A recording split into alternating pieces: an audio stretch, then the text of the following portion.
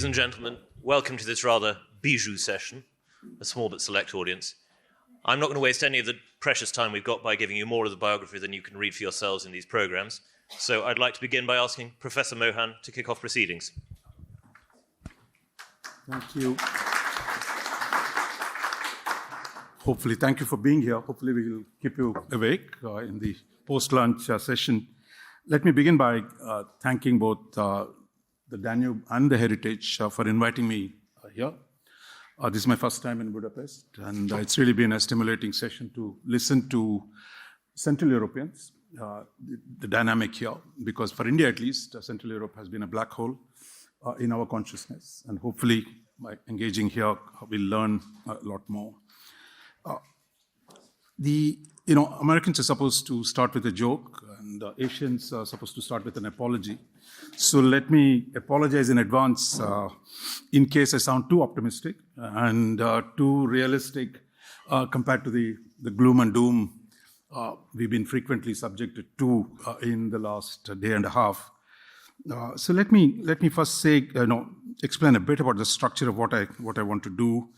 One, just to talk about India's rise briefly, then talk about how India's international relations are changing and how the West has become a major partner for India. Third, to talk about the emerging integration of Asian and the European theaters. I know Asia seems far away from here, but this idea these two are separate is not really true. I'd like to make that case for that. Fourth, I want to talk about this whole question of the return of the global south, the jungle creeping up on the garden. I want to talk about some of those issues and finally conclude with commenting on this whole notion of Western decline and the kind of collapse and chaos of the international system. I believe it's not as bad as it sounds, while contrary to the mimic we were told in the morning. So let me start by India's rise. I mean, there's much talk about India's rise. It's soon going to be it's already the fifth largest economy in aggregate terms. And it will be the third largest if everything goes well in the next 5 years. But missing in this statement is the fact we were already the fifth largest in 1950. It's often forgotten that in 1950, a divided India, was the fifth largest economy. So it took us 75 years to get back to the same place. Thanks to our socialist economics and our fascination for Soviet model of economic development and the British Fabian socialism. So combined together, we were kind of really, took a long time for us to get back to, in a country where there was so much of natural, historic business talent. The Brahmins came and said, look, we know how to do these things better than you. We'll tell you how to run businesses. But then happily, we are past that phase. And today, India is well set to become the third largest economy in the next 5 years. But again, aggregates should not be confused with per capita. India, like China, will have problems for quite some time to come. But I think the important thing is aggregates do help you do things which smaller countries can't do. Singapore might have $70,000 per capita income, but it doesn't have a moonshot. But in India, with $2,000, $2,500 per capita income, the size gives you some advantages. And I think as long as you can hang together, size is a critical thing. And my sense is that India's weight in the international system will continue to rise. So that's my and with economic rise, rich country. What do they say? Chinese rich country, big army, rich country, powerful army. The more your weight grows, your capacity to influence your neighborhood, your international institutions, all that rises. The second point I wanted to make was how the so-called non-aligned India today is the darling of America, shall we say, that Mr. Biden, whatever you might say, other things, that the kind of initiatives that the Biden administration has taken and building on the bipartisan effort of the last 20 years, really trying to make India a critical partner for the United States. This is not widely appreciated or understood. For all the other criticism to the US foreign policy and the Biden administration, there's been a systematic effort at boosting this relationship. And today, quite clearly, I would say in the days ahead, whether it is the trade, whether it's technology relationship, whether it is the economic relationship, India is going to be a very, very major partner for the United States. What happened to a non-alignment? Somebody in the morning was saying, aren't you guys sitting in BRICS, even as you sit in the Quad? Now, to tell you what happens in BRICS, we've been rightfully compared to Britain and the EU. Some kind of a poison pill. I mean, that is the force that actually prevents the Chinese from taking over the institution, from trying to construct an anti-Western platform. Because for India, the principal contradiction is with China today. And historically, our prime ministers framed that, Jawaharlal Nehru in particular, befriending China and keeping distance from the US were the great goals of Indian foreign policy. But we've been disabused of that notion, thanks to our Chinese friends. Xi Jinping in particular, 4 military crises, 2013, 2014, 2017, 2020, have actually finally cured India of this obsession to befriend China, to one of actually having learned to balance China, to deter China, and to contribute to a structure of Asian balance of power, which is not dominated by one power. So I think that is a fundamental change that is taking place in India. And my sense is this is going to endure, much in the manner that colonial India partnered with Britain to shape a lot of things in the international system. Today, I believe India-US partnership is going to be quite critical in shaping the future international order. What about our love for Russia? Well, we still think if Russia should be a part of Asian balance of power, that if you want to conceive of a structure which is not dominated by China, keeping Russia neutral, at least neutral, if not an ally of China, is a sensible policy. Both late Shinzo Abe-san and India have consistently tried to pursue this policy. But Mr. Putin has had other ideas. That's not something we can influence. But the fact is, if you remember June 2021, Biden met Putin, hoping to see whether there was something you could do.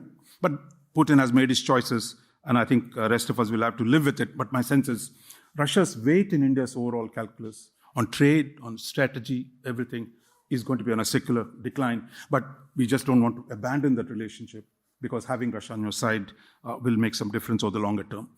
Ideally for us, a Russia that is at peace with Europe will allow us to focus on the challenge of balancing China. The Biden administration itself says, look, Russia is a near-term challenge, China is a longer-term challenge, and more enduring challenge. Therefore, dealing with China, if that is the principal objective, some kind of a reconciliation between Russia and the West would be ideal.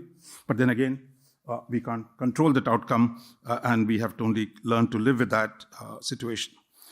Third, I think, I just want to say words. When yesterday a Japanese colleague, my friend Tokuchi-san, was here. This notion Europe and Asia are separate, is a very strong idea both in Europe as well as in Asia.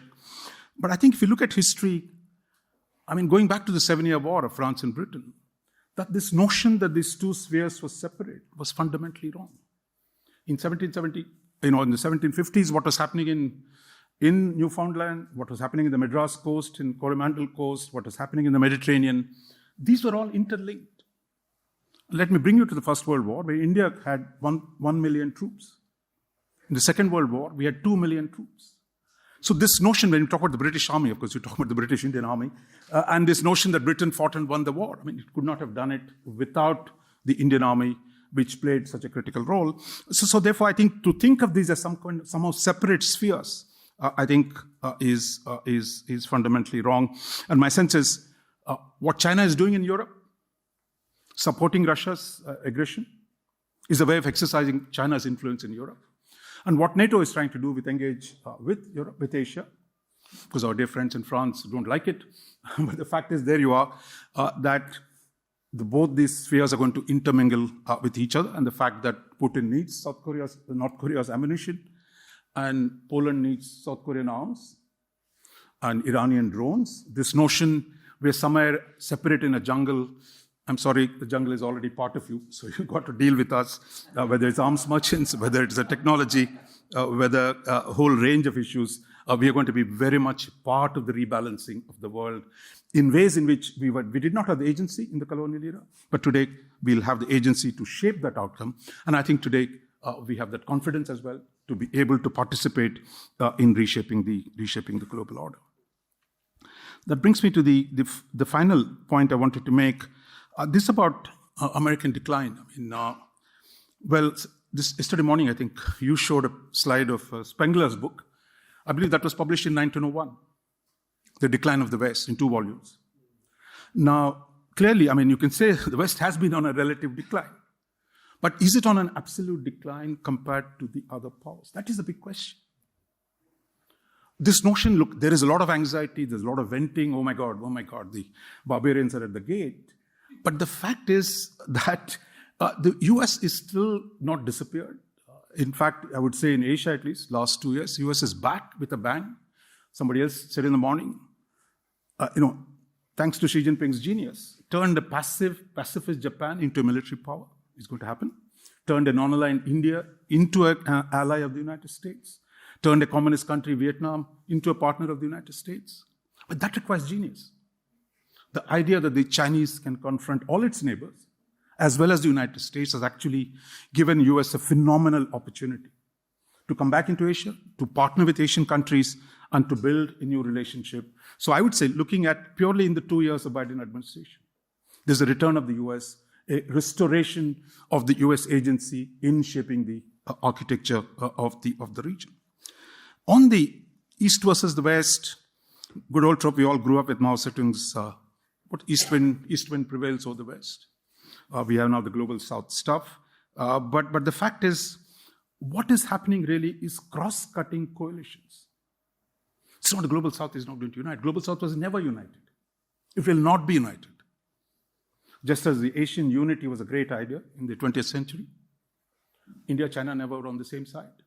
Japan and China are never going to be on the same side, today at least. An assertive Japan alienated China, and an assertive China is going to alienate Japan. So this notion somehow the East is united against the evil West is never been true and is unlikely to be true today. And the same applies to global South, that this mass of a sack of potatoes can be turned into a sharp instrument against the West. Please, I mean, a lot of people have delusions, some people have fears. You are entitled to those, but my sense is there are deep contradictions. And what is interesting, whether it is the Quad, whether it is the AUKUS, whether it is the new coalitions the US is building, is really the possibility for constructing coalitions across the traditional divides of North-South and East-West. And I think that's where the big changes are taking place. And I would say focusing on that is a great thing. So I think the US has seen the possibility for new presence in Asia, reworking its supply chains, rebuilding relationships with countries which it could not in the past, like India, that you have actually Europe. US has figured out a broader strategy, I think, for all the other criticisms, but I'm not sure Europe is ready yet. So this way, I think we would like Europe to come back.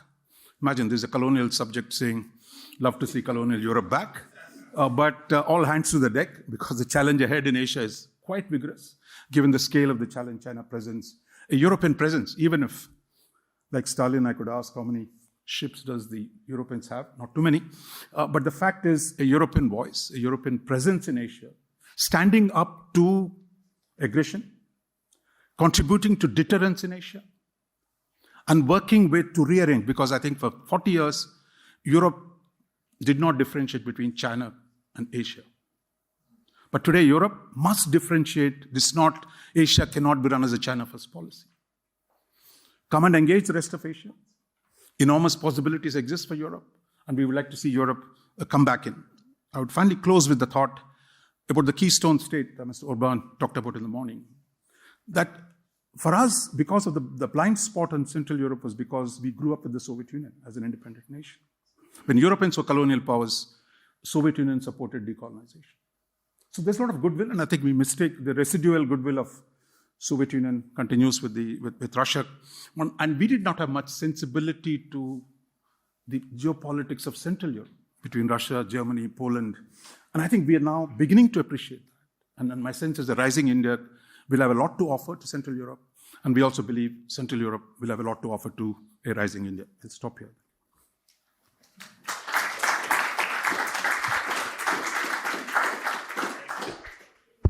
And now we'll hear from Mike Doran.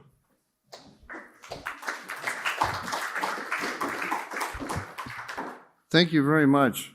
Let me join everyone else in thanking John and Melissa and Istvan and Jim Carafano It's very exciting to come here.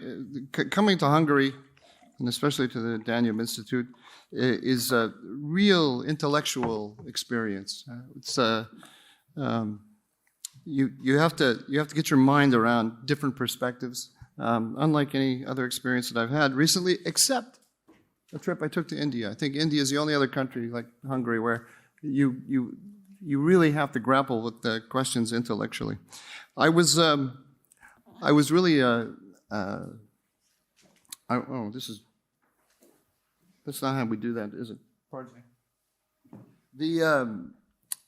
I love the description of the Danube Institute as something out of a James Bond novel. I started thinking about it, and he's not here now, but István Kiss, right?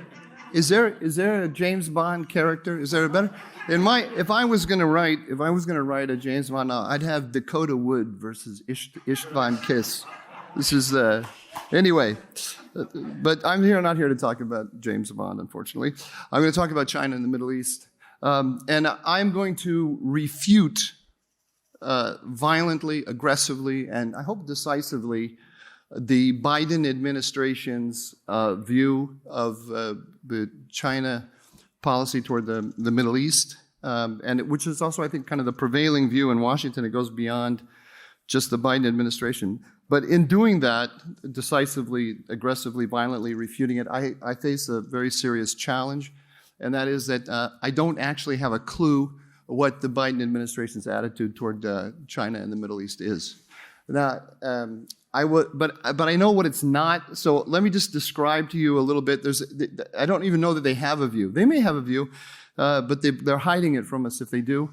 But they have an attitude, a kind of feeling. And I'll describe that to you, and then I'll refute it. But the challenge I have is that it's like kind of, boxing against the wind here. I may just end up like looking to you like I'm flailing around because you don't know what I'm punching at.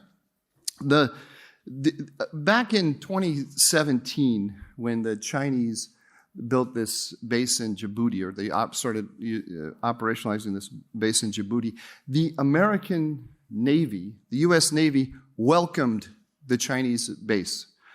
Because they said, aha, China is becoming a responsible stakeholder. That was the actual word. Because we have these piracy in Somalia and whatnot, and the Chinese Navy is going to help us fight piracy together, and we thought it was a great thing, responsible stakeholder. At that time, everyone believed that China only had one goal in the Middle East, and that was to extract resources. And the feeling was that China would not get involved in any of the hard power dilemmas in the Middle East, because that would get in the way of trade.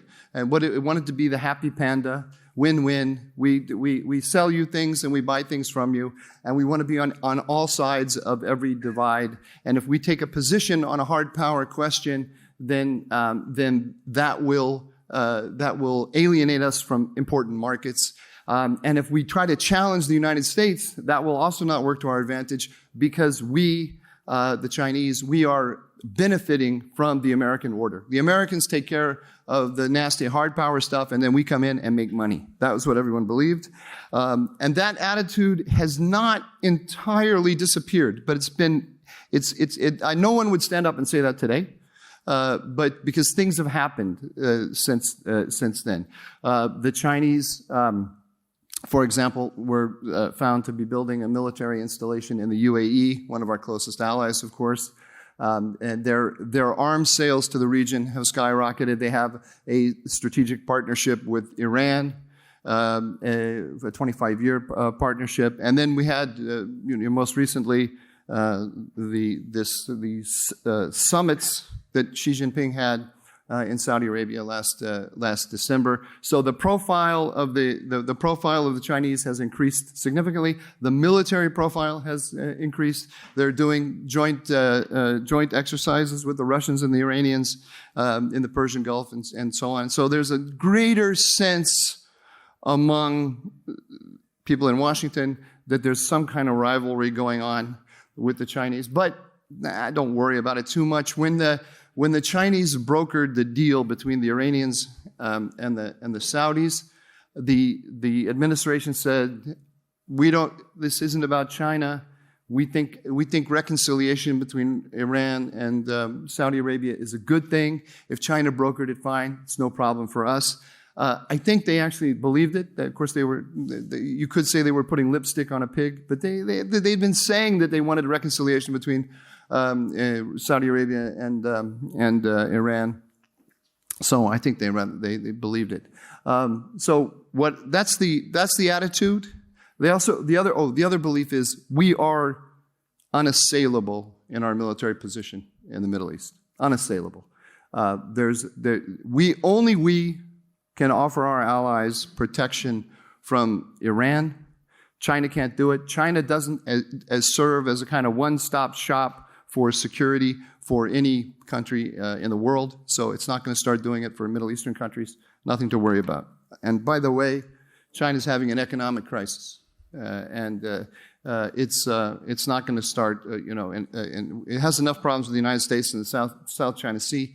It's not going to start any kind of rivalry with the U.S. in the Middle East. So that is the attitude, the feeling, the sense that I want to refute.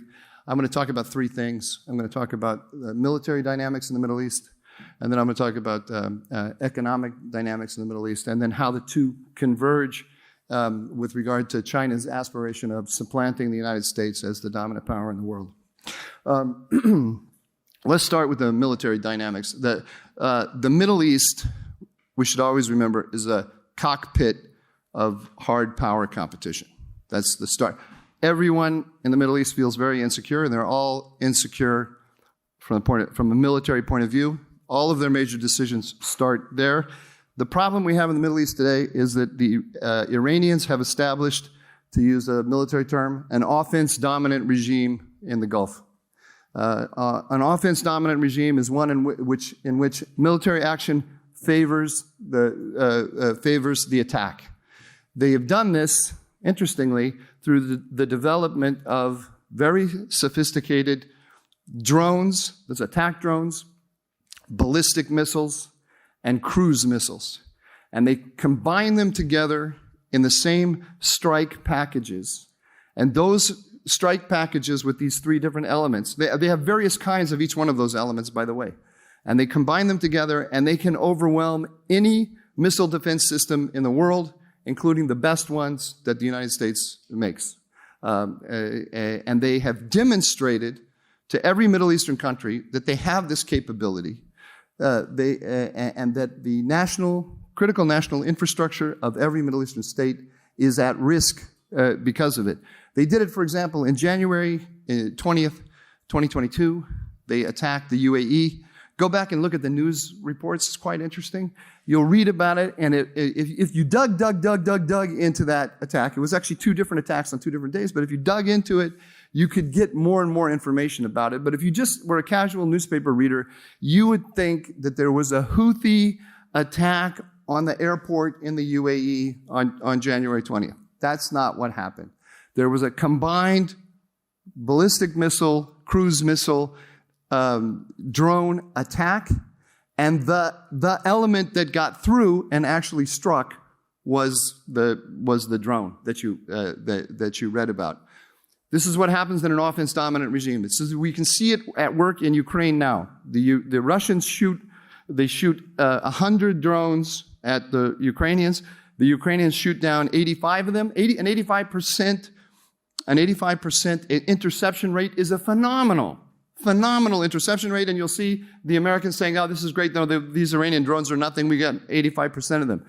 It costs $20,000 to build an Iranian drone, and 15% of them are hitting their targets. This is a huge problem for Ukraine. Huge problem. They don't have an answer to it.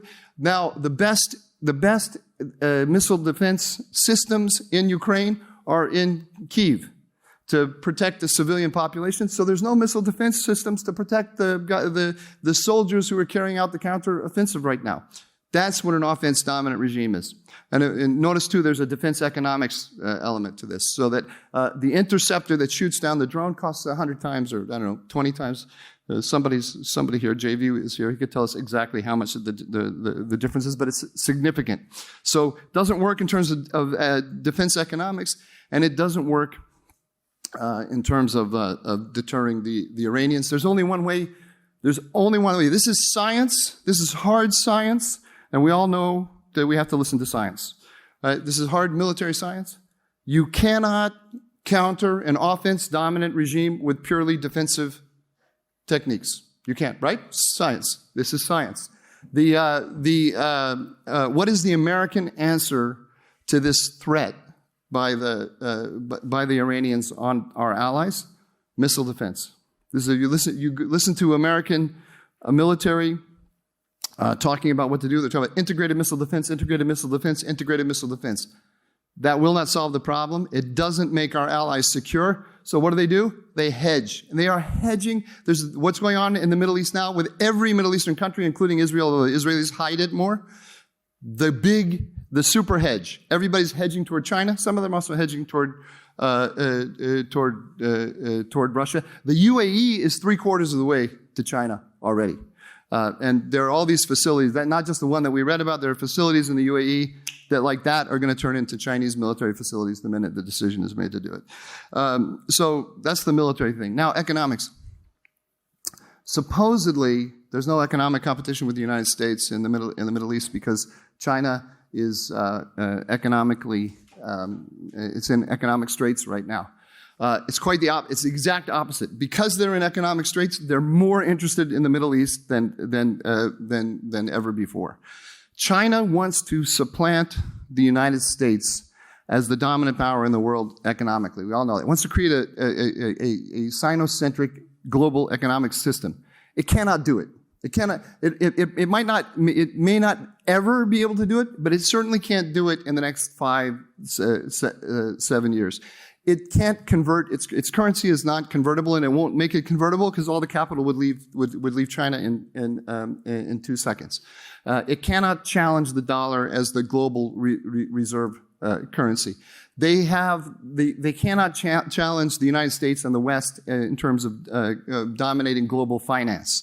There's a lot of even in manufacturing, there are certain things they can't do. They lag behind in the high tech sector. They're highly present in the high tech sector, but there are lots of things they can't do. They can't build superconductors. They can't build in terms of industry jet engines. They're bad at. They can't build. It's interesting. I don't know why they have these deficiencies. They can't build a tire for an airplane. And so on. So they're going to be dependent in some respects on the West for some time. But so what are they going to do? In the meantime, they're going to build a global Sino-centric economic subsystem. And that's to protect them in case there's a war with Taiwan. They want to protect themselves from American sanctions. So they want a subsystem that is insulated from the influence of the United States. And that's why they're going around and they're asking the Middle Eastern countries, for example, to invoice transactions, purchases of energy in renminbi, but giving rise supposedly to the petro yuan. That's not going to succeed because of the reason I said before. You can't convert the Chinese currency, and you're basically going and asking the Middle Eastern countries because the currency is not convertible. It's a fake rate. And you're basically asking them, demanding that they sell you their oil at a discounted rate because your currency isn't really worth what you say, what you say it's worth. So what you're going to get is Middle Eastern countries are going to do some of that just to play nice, to be nice with the country they're hedging toward. But they're still going to demand dollars. But that's not such a bad thing if you're China because you want dollars. You need dollars.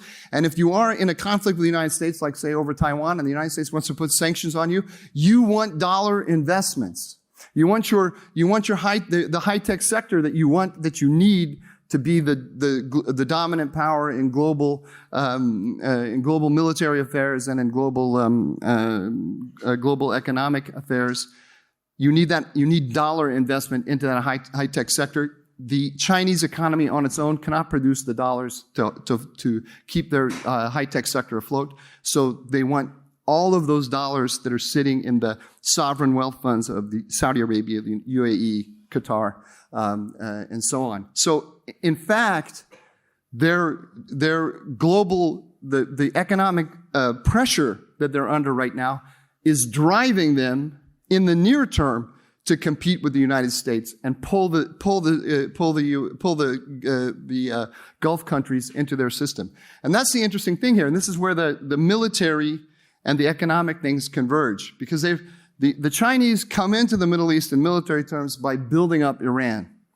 And what that's done, because of the failure in American policy to not deter Iran, that has pushed the Gulf allies in the direction of the Chinese. They see that, but they really want the big prize for the Chinese are the Gulf countries, not the Iranians. They want the Iranians, they need the Iranians in order to push the Gulf countries in the direction of Beijing, but they really want all that cash that's there. And so the Gulf countries turn to the United States, and what do they get? They get hectored. We heard a lot about that this morning, about hectoring them on human rights and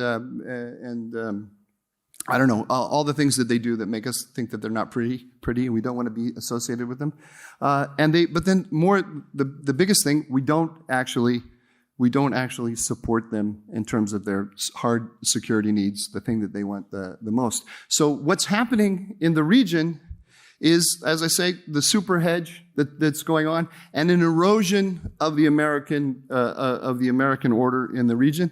I don't know how long this erosion can go on before something collapses. Probably quite some time. It's not 5 minutes to midnight. It's maybe not even 7 minutes to midnight. But there's there's the old saying about, how does an economy collapse? Very, very slowly, and then all at once. And that's what's going to happen in the Middle East if we don't wise up. It's going to erode, and one day the house on the cliff is just going to collapse into the sea. I hope not to see that, but the only way to do it is science. Right? You cannot. It all starts with the fact that you cannot counter an offense-dominant regime with purely defensive measures. Thank you.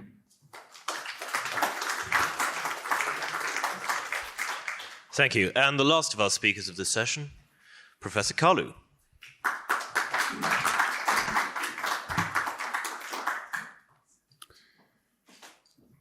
Usually in the tradition of Nigerians, we will say, all protocols observed.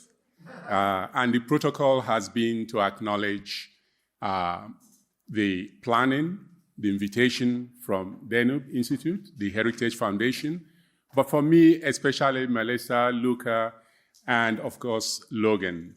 My sincere thank you to all of you for inviting me to this discussion. I was asked to comment on the issue of Africa's disunity in responding to the Russo-Ukrainian War. Why is Africa not unified in their response? More specifically, condemnation of Russia's invasion of Ukraine. But before I get to that, I'd like to make a few remarks. I wrote a 31-page paper. I'm not going to read it to you. I'll just talk briefly about it. If you want to read it, please let me know. I'll get it to you. See, Africans, we have a way of understanding things. And when I say Africans, I really mean Africans across the entire continent. You go to any community, they will tell you. We truly believe in the idea that when two elephants fight, the grass suffers. Just like when two elephants make love, the poor grass still suffers. We saw that during the Cold War, and we are seeing that in the post-Cold War era. There is something else we believe in, and that is, if you want to go fast, go by yourself. You may or may not reach your destination. But if you want to go far, go with others. Good company will get you to where you need to be. The challenge for African countries, bar none, has been since post-colonial in the 1950s and 60s, African leaders have been going far with the wrong people. They've been going with others, not with their own people.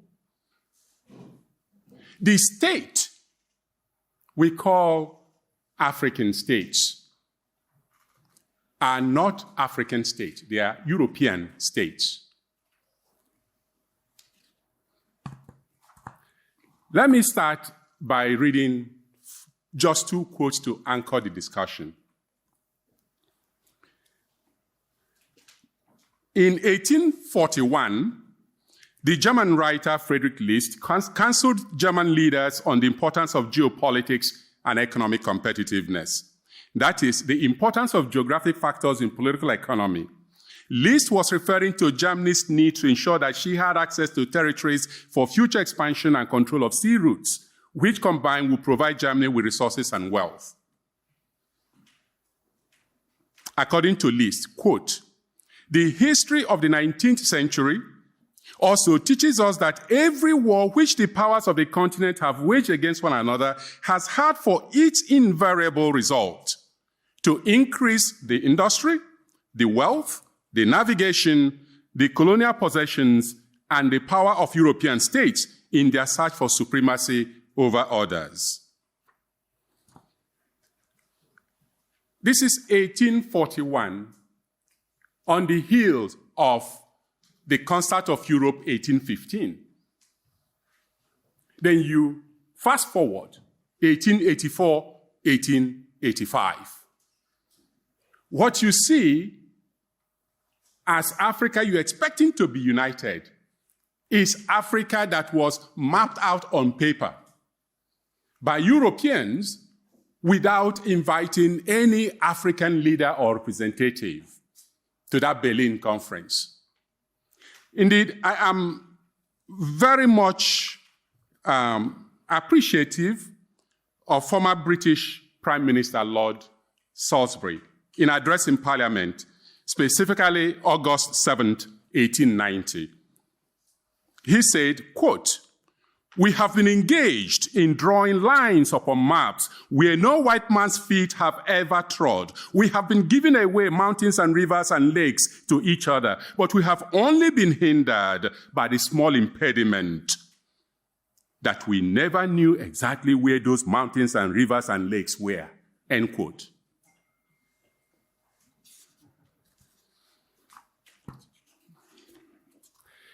In this regard, it will not be arrogant to say European issues have always been presented by Europeans as world issues, often dragging non-Europeans into battles that frequently excluded non-European immediate interests. This means for various African states that are still not sure which side their proverbial bread is buttered, it is pragmatic and preferred to speak peace from both sides of the divide. I argue that Africa was partitioned by European powers for European economic and resource interests into states, intentionally not designed to produce a unified African perspective by Africans, especially where European issues are concerned. The difference today is that the diplomatic actions of African leaders reflect the interests of international and domestic elites, a pragmatic and opportunistic modus operandi that excludes the interests of the people. This paper is divided into 4 areas. First area, I look at this issue of security dilemma, which Europeans solved in the Concert of Europe for themselves in response to Napoleonic wars, internal war in France and other areas. Secondly, I briefly explain the Russo-Ukrainian War in global context. The third part, I present analysis of Africa's state response to the Russo-Ukrainian War and look at the peace process, the Africa peace process. I conclude with a remark on the need for Western and other interests to work with Africans based on co-created ideas that leads to Africa's full participation in international political and economic decisions. I will focus the rest of my discussion on the third part of this paper by posing the following questions. Given that peace and political stability remain elusive across African states, the ongoing war, for example, inside Ethiopia, the intractable conflict within the DRC, the devastating instability in Libya, it is necessary to ask questions like, what credibility do African leaders have for presenting an acceptable peace proposal to end Russo-Ukrainian War? What are the foundational details of such a peace proposal, and what explains the non-unified response, especially in their condemnation of Russia's war against Ukraine? And how do these seeming shifts in geopolitics resulting from the Russo-Ukrainian War have a measurable impact on African states? I'll read the rest of this. It's short, 6-7 pages.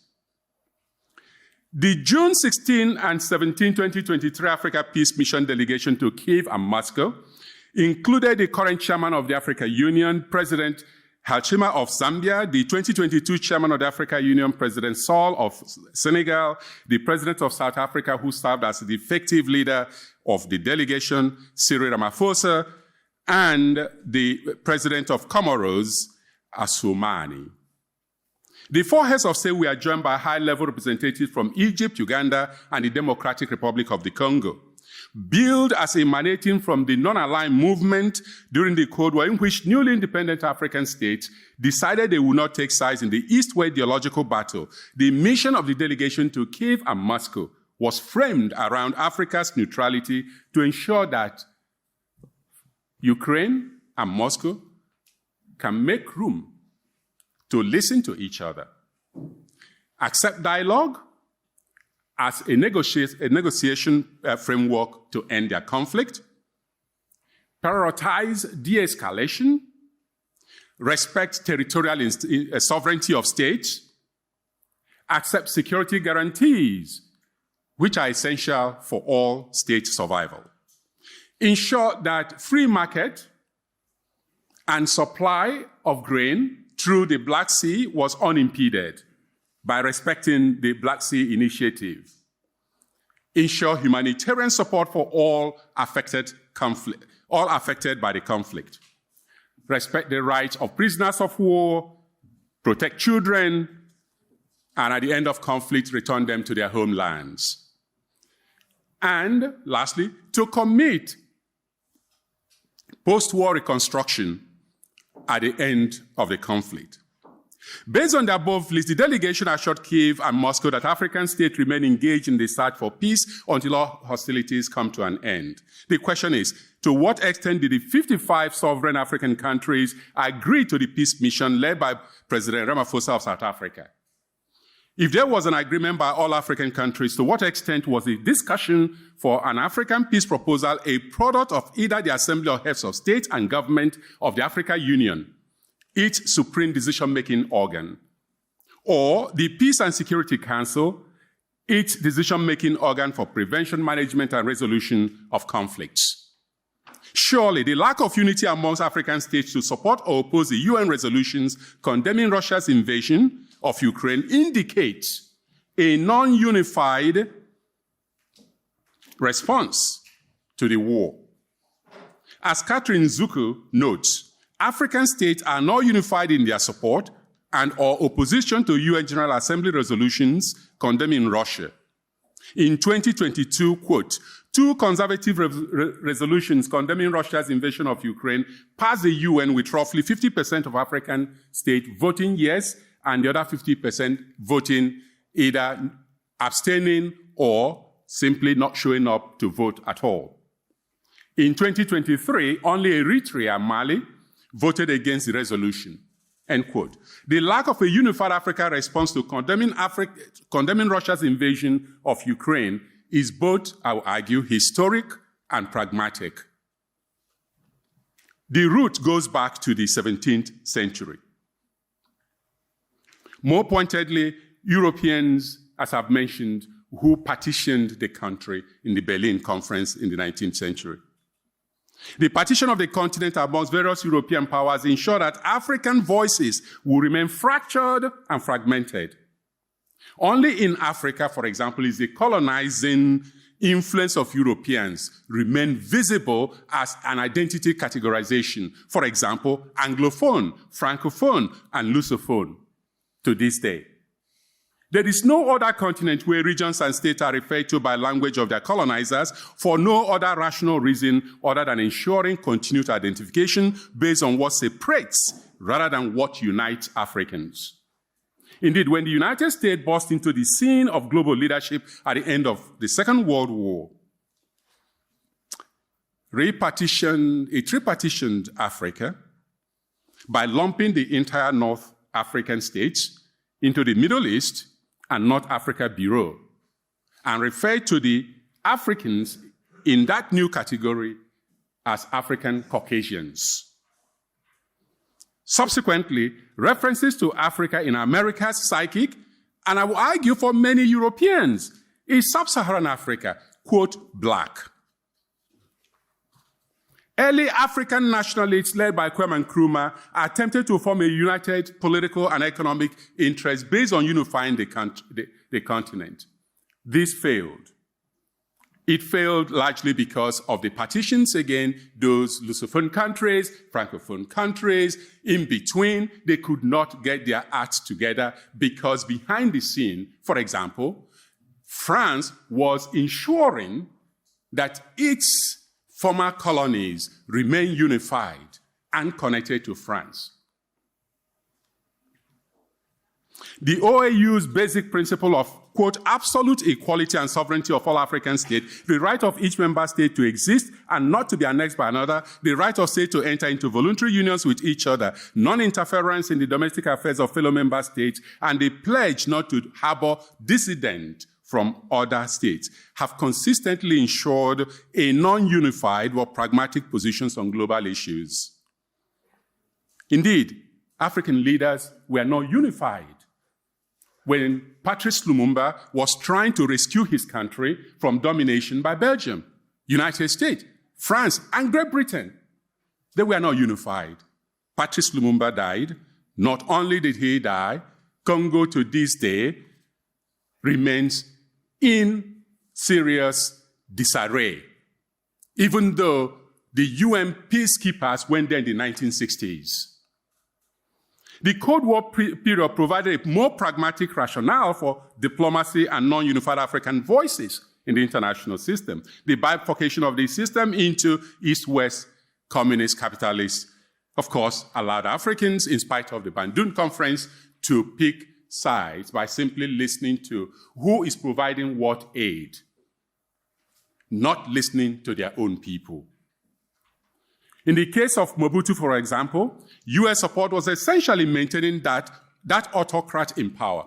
The penultimate panel earlier today talked about the immorality of totalitarianism. I completely and totally agree. My question is, if that is the case, what happened in the DRC, in apartheid regime in South Africa, in Angola, and many other settings, where totalitarian regimes, for all intents and purposes, were supported by United States and other Western allies when it was convenient? During the Cold War, China, India, Japan, Indonesia, and Turkey did not have a credible presence in geopolitical maneuverings in Africa. As the arrowhead of former Soviet Union and communist revolutionary ideology, Russia was relevant only in Somalia, Ethiopia, and Angola.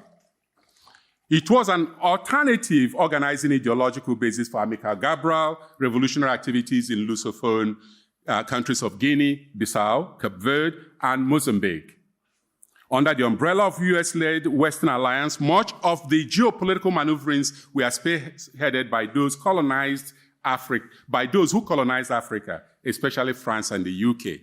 They used their existing Western allies' strategic geopolitical economic interest in Africa in competition with the Soviet Union to enhance their homelands without regard to growing problems of democracy and underdevelopment in Africa.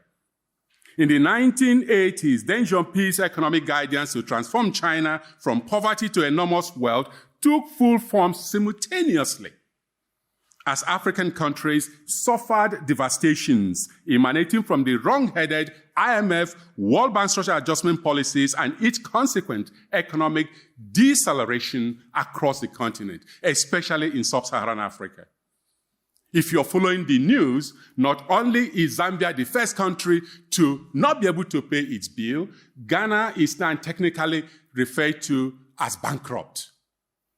But these are darlings of experiment in Western aid and support. No, don't blame China. China is a latecomer to the game. Understanding the non-unified and pragmatic response to the Russo-Ukrainian War makes sense if we briefly consider the contextual nature of Africa's socio-economic condition. Do I have time to continue? 2 minutes. He says I have 2 minutes. But if you go to the 1980s, you will find that African countries were in shambles. By 1980, over 20% of the children could not eat or drink clean waters. If you think of today with 1.6 billion plus people, 30% of those people live in absolute poverty. That's approximately 432 million people. So we are thinking about how Africa responds. It's not unified because they're not voting in lockstep with the West. We created it. When I say we, you, the Europeans, you created it. United States, by the way, was present at the Berlin Conference, but as a representative of the US, not a key participant. So you created the disunity. African leaders contemporarily are merely exploiting the opportunistic motive they do have. Means they don't. Opportunities they see.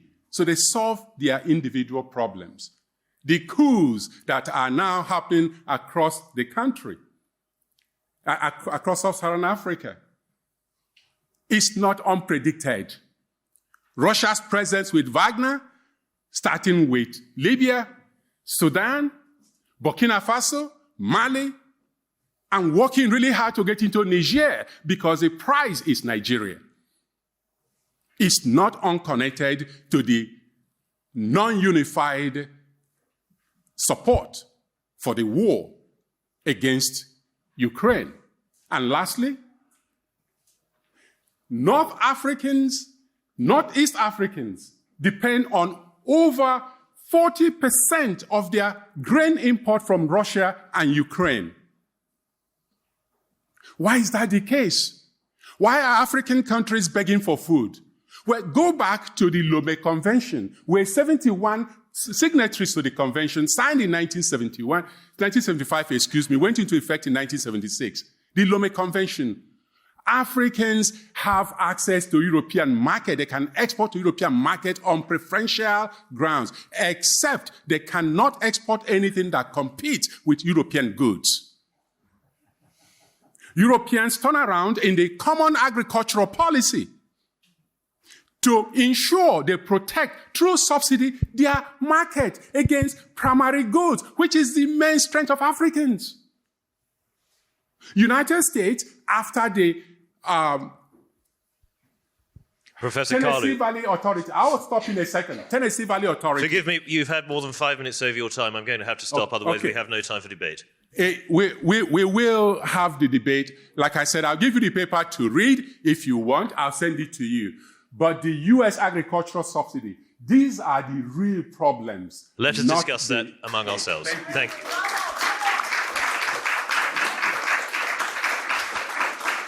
Thank you. Now, while we get our breaths back from that torrent of information, Professor Mohan, you asked the question, or you posed the question in your talk about Europe turning to India. The most obvious thing, it would seem to me, is for India to align itself with that global grouping with which it has, by language, by culture, by legal system, by education, by commerce, the most in common, that is to say, the Anglosphere. What possibility do you conceive there to be of India becoming the sixth part of the Anglosphere over the coming quarter century?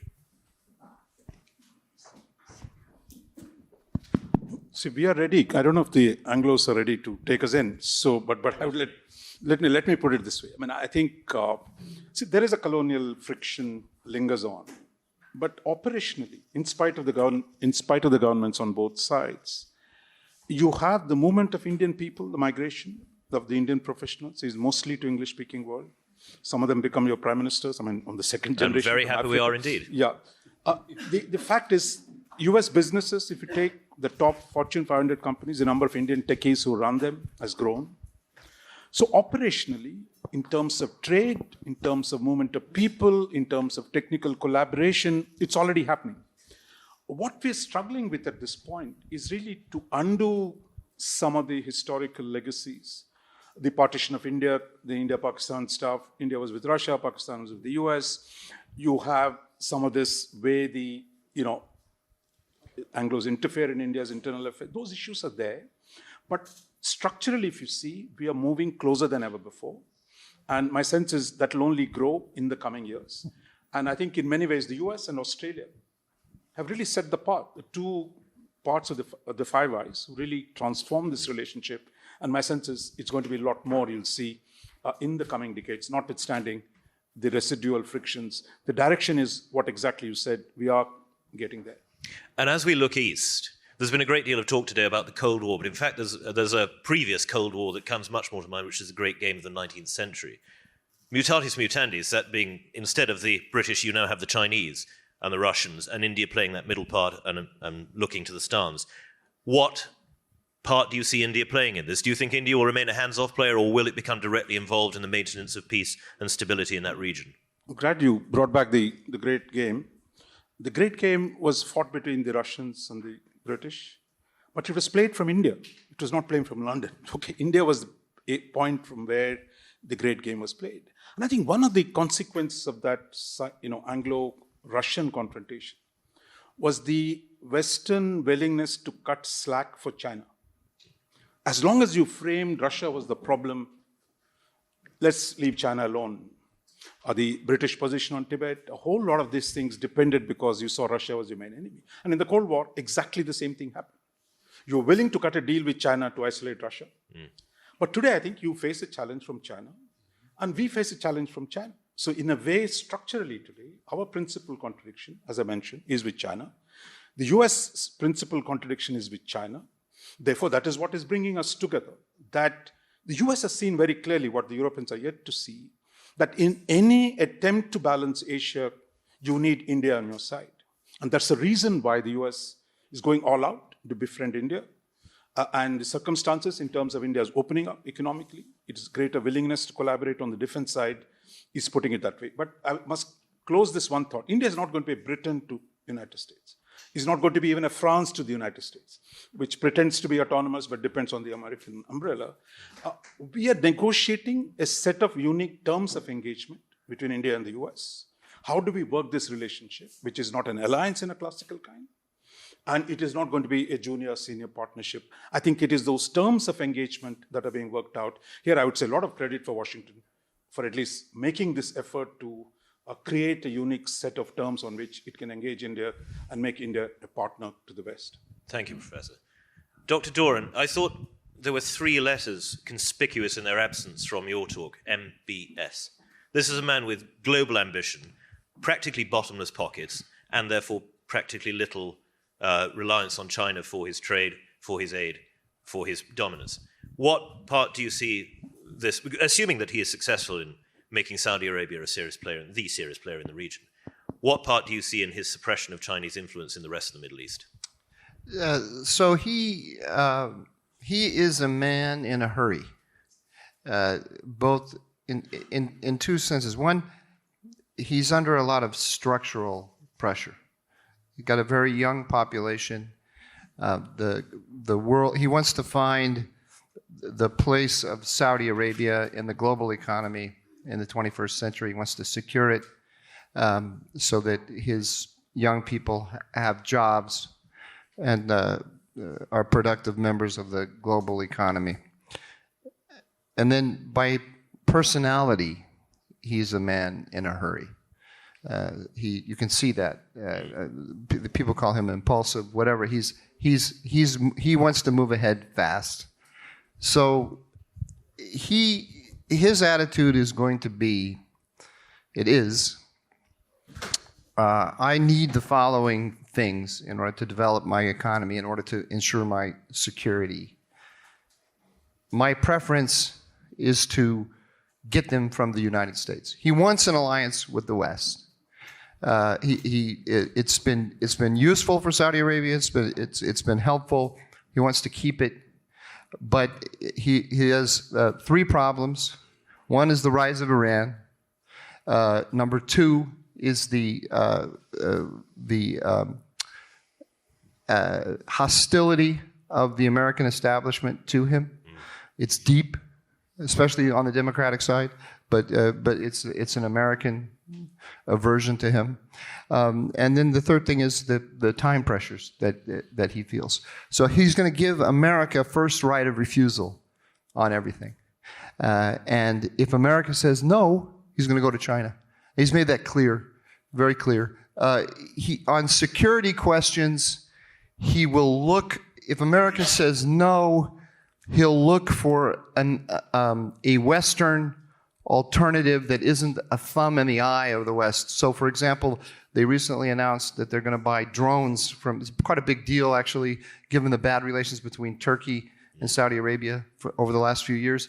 He's going to buy drones from Turkey. So that's a solution. America, I forgot to mention in my remarks, America will not sell drones and missiles to its allies, or is very reluctant to. Sometimes you can eke a drone out of the Americans. You won't get missiles from them.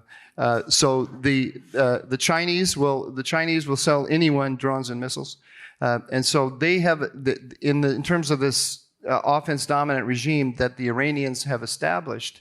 The Chinese have come in, and they will provide drones and missiles.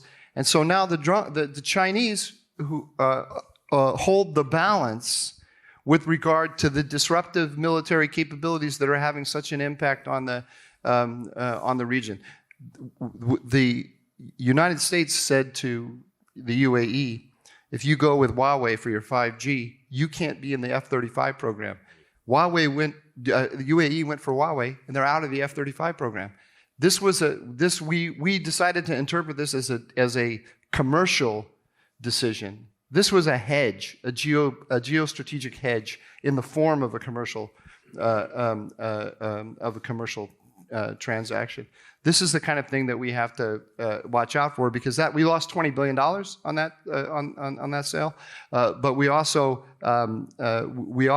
created a situation in which we can never elevate the UAE to the status of the kind of ally it was before, because it's now got this 5G, this Chinese 5G system.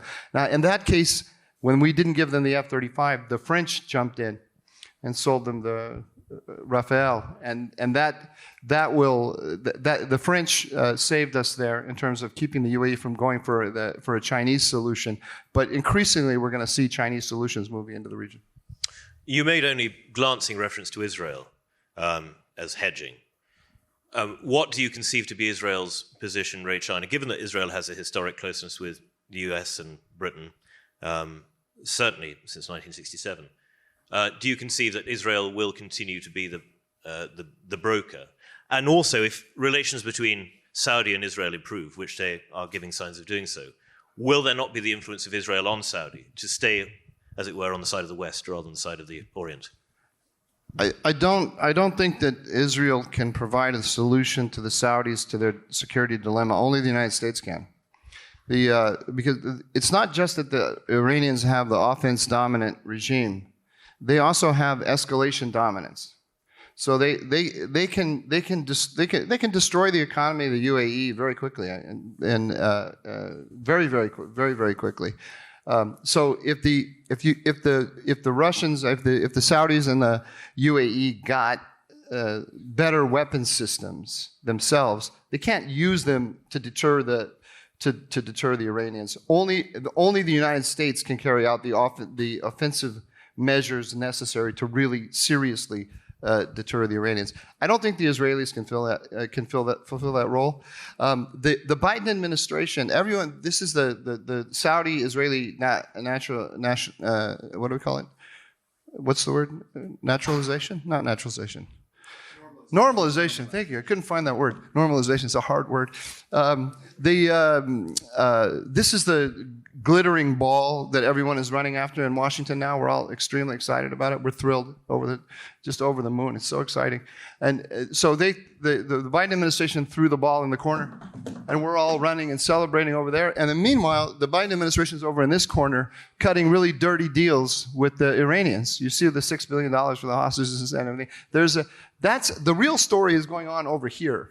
Now, nobody loves Israel more than I do. And nobody wants Saudi-Israeli normalization more than I do. But that is the game over there, and the Saudis,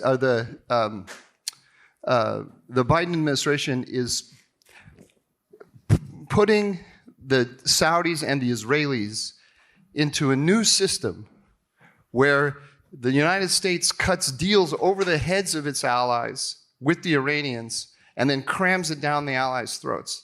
And that's what Saudi-Israeli normalization is going to be. It's not, I'm all for Saudi-Israeli normalization. It's a good thing, okay? Wonderful thing. Jews and Arabs, lovely, right? But it's not going to change the science of the offense-dominant regime. That's the problem. But it could well change under a Republican administration, which could well be coming in 18 months. Maybe. Given that it was President Trump who brought about the Jerusalem Accords. President Trump, the most beautiful thing that President Trump did in his entire beautiful 4 years was killing Qasem Soleimani, right? Because that was an offensive countermeasure against the Iranians. However, it wasn't a systematic regime. It wasn't. In order to deter the Iranians, they have to understand that when they behave like they do, in the thuggish way that they do, that the offensive countermeasure is inevitable and incredibly painful. That was Trump was erratic and impulsive. It wasn't systematic. We need an offense-dominant American regime. Thank you, Professor Carley. You gave us a tour d'horizon of African and Western relations since the 19th century. But I thought you hinted at a rather prelapsarian idea of African unity that is simply not historically borne out. I can find no instance of a time when Africa was united as a continent, economically, militarily, culturally, strategically. What, therefore, gives you the idea that it would be now were it not for the maliciousness of Western aid programs undermining your leadership?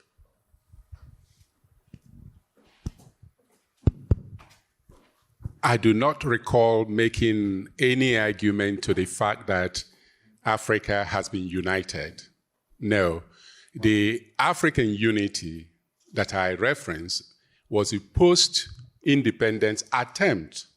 I said it was an attempt, and it was fragmented, again, because of geopolitical maneuvering behind the scene, where the Casablanca group, the Lusophone group, the Anglophone group were being manipulated, and there are evidence for this.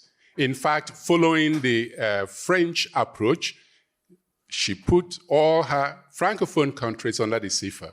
That remains strangling to this day.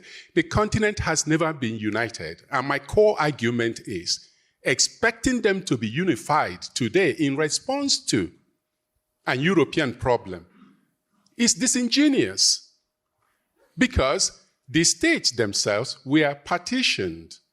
And the way you partition them is to make sure that it's never united. So no, I do not make any argument that Africa was ever united. They are not, in any shape or form. Intra-Africa trade is approximately 14.4%. Most of their trade is with their former colonizers. They sign all these agreements that hamstring their development prospects. There's no unity. Not then, not now, maybe in the future. So would you give us your idea, your outline of how that could come about, with perhaps greater intra-Africa trade, with perhaps lesser aid? The one major thing, I wish I could go back and tell you stories about how I went to the United States, how I came to the US to study and stayed. But that would be for maybe during reception. If you want to unify Africa, it's complicated but simple. Build roads, build railways that connect the entire continent so you can move goods back and forth. Or, since Africans as states were created by Europeans, disband the states. Create a new geographical territories and impose your own meaning on those territories. For example, in one of my papers, I argue that you can create 5 or 6 states out of the existing 55, many of whom are economically not viable. Like the Comoros, without support from outside, they're not viable. So you can have West Africa, Central Africa, Southern Africa, East Africa, North Africa, and perhaps the Horn. And there are logic behind those. So you have colonization from within rather than from without. No. This will be Africans deciding to deal with the question of territoriality and space on their own terms. Based on whose diktat? Africans. I look forward to seeing it. Professor. I just wanted to add something from the Asian experience. In 1967, I think, there was a man called Gunnar Myrdal. He's a Swedish economist. He wrote a book called The Asian Drama, basically saying Asians have no bloody future. It's too hot. They can't grow their own food. They're going to just import. They're going to die like flies. This was the argument in the 1960s, that Asia, without any resources, unlike Africa, you have a lot of resources. Asia has very few resources. And that these guys it's going to be a triage. You don't even know who to save first. But what happened since then was really the Asian countries leveraging Western capital, bringing an industry in, and using the access to the Western markets to grow themselves. It started as the small tigers, the so-called 4 tigers. Later, China joined it, then India finally, and Burma now trying to. So what you had was really a capacity eventually where the leaderships learned how to play the opportunities in the West. Because these were all even more badly colonized as these were, without any, like Singapore, Southeast Asia, doesn't have the resources of the kind today, energy, etc., that Africa has. So the point I'm saying is that today we have agency. That is the big change that is taking place. In Nigeria, we talked yesterday about the resources Nigeria has. So it is a question of our leaderships actually using the fracture between Russia and the West, between China and the West, that you can actually negotiate terms of engagement for your own benefit, for your own people's benefit. And I think that is a historic opportunity that is presenting itself. And my sense is at least some of the larger countries in Africa and the developing world, the so-called global south, will be able to take it. And my sense is the US has also learned by neglecting the global south. Well, we've seen that. So by neglecting the global south, merely giving us lectures, that moment you have a threat from China and from Russia, you're saying, hey guys, we're ready to engage you. And we're saying, show me. And I think the US is ready to show. Well, the US, I think, it's been shown to fail, certainly when it comes to Africa, because you said build roads and railways. Who's been doing that? Chinese Belt and Road Initiative. Fine, built on an enormous amount of debt, but still, the Chinese have built the infrastructure of a great deal of sub-Saharan Africa. I say build roads, railways, and other integrative infrastructure. I could care less about China. I've had debates with Chinese in China about the shoddy job they are doing in various African countries. I could care less. The fact that South Korea, Singapore, Taiwan, these countries did not develop. Japan, think about MITI. They had structures that the World Bank or the US did not oppose, which allowed them to learn. In fact, in the case of South Korea, US allowed South Korea to learn how the US was managing the Vietnamese infrastructure and logistic movement through contracting. The Japanese had access to American market as part of the Cold War. Taiwan did the same thing. South Korea did the same thing, and others. Who is giving African countries access to their market on goods that Africans can produce at lower labor cost? Professor? No, I'm saying that is an opportunity we have now to negotiate. I'm saying maybe the Ukraine conflict gives us an opportunity. The Sino-US competition gives us an opportunity. So this is the time to say, look, you need our resources. We need your help. Let's take a fresh look and look ahead and say, look, how do we reconcile our interests? To some extent, that the US is today paying attention to East Asia Southeast Asia, only in the last 2 years. They won't even have the time to show up. Pacific Islands, the US is now coming back in. Parts of Africa, they're trying to re-engage. And parts of even the Middle East. I mean, I don't think, look, this idea Chinese are going to take over. It's nowhere near the situation. And Chinese themselves have vulnerability. 5 years ago, everyone thought China was on the rise, America was on terminal decline. It's already, that calculus will change. If the US is seen as winning in the Middle East, Saudis are negotiating a normalization with Israel under the American auspices. To suggest US has gone out of the Middle East is, again, I think I would disagree with you on that. The Chinese, we have a saying in my mother tongue, which is really, it is, bulge, it's not fat. That they've gained a lot of ground because Americans were not willing to confront it. The moment the US confronts it, as we've seen in East Asia, the challenge of offering alternatives, of taking a strategic look of the global South, and not this moral stuff, because all these days you had no threat. You have one now, and my sense is going to concentrate your mind, and as Kissinger, somebody quoted him, the lack of alternatives. You're going to come down from this moral posturing of autocracies versus democracies to one of saying, Saudi Arabia, you said you will make MBS a pariah, right? 2 years ago. That was before Russia invaded Ukraine. Now in Delhi, we're shaking hands. Hey guys, we are friends. Let's find a way to keep No, this time he shook hands in Delhi. Yeah, he shook hands. So look, I don't think you should take American posturing on this ideology too seriously. When faced with a threat, historically, they've been realists, pragmatists in dealing with the real challenge. And I think today they face a simultaneous challenge from Russia and China. And I think they're far more pragmatic US policies than we give them credit for at this point. Dr. Doran. I'm a little more pessimistic. As you heard, I don't think that the Chinese have taken over, but I don't see the trends in the Middle East for the United States are not good. I want to, since we have India expertise here, I wanted to just point out something, just because I think it's interesting. India has a special relationship with Iran. And the Abraham Accords, India also has a special relationship with Israel.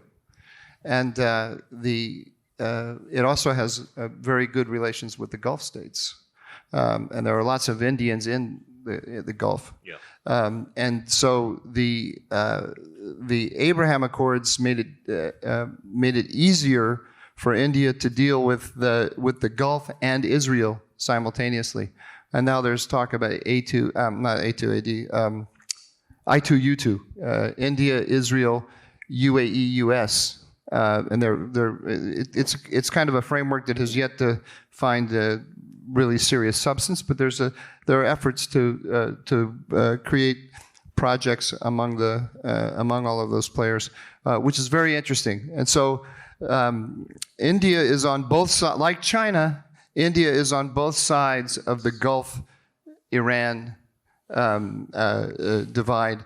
It's bad news for those of us who think that the key to everything is for the United States to get tougher on Iran. Look, Professor Mohan. Iran is all talk. We can't trade with them because you guys won't let us trade with them.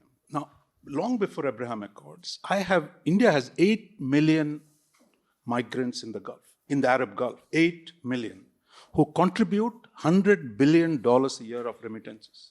That is a deep relationship. So having Arabs and Iranians fight complicates our life.